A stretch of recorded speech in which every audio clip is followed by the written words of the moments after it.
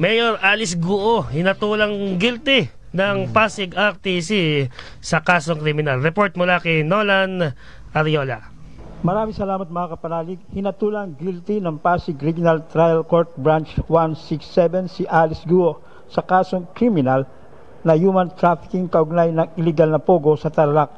Guilty rin ang iba pang sangkot na sina Rachel Malonzo Carion, Cameron Cruz at Walter Wong Wrong. Samantala, forfeited ang Wafo Land Development at pinatawan din ng 2 milyong piso na multa. Matatanda ang sinampahan ng Presidential Anti-Organized Crime Commission ng kasong paglabag si Guo sa Expanded Anti-Trafficking in Persons Act of 2022 kaugnay sa pagsalakay sa isang illegal Philippine offshore gaming operator o Pogo Hub sa Bamba noong nakaraang taon.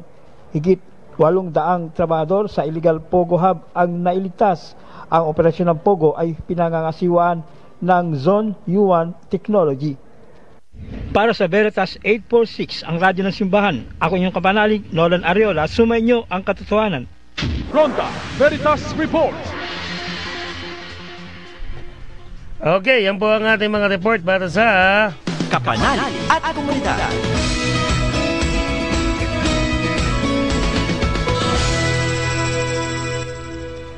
Alright, ayan po. Maraming salamat sa ating mga report ngayong araw.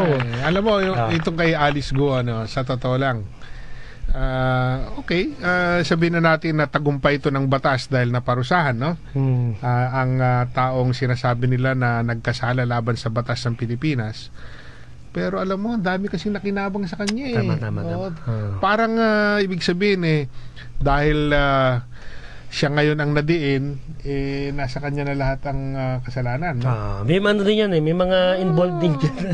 Yan ba naman makakalusot yan kung walang tulong yan ng ibang mga politiko. Para natabunan na nga rin itong issue na ito. No? Di ba? Yan nga.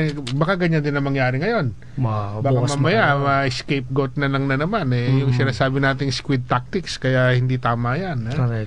Kailangan mapuntirya talaga kung sino ba talaga. Yung pala ibig sabihin squid tactics. Squid tactics, di ba?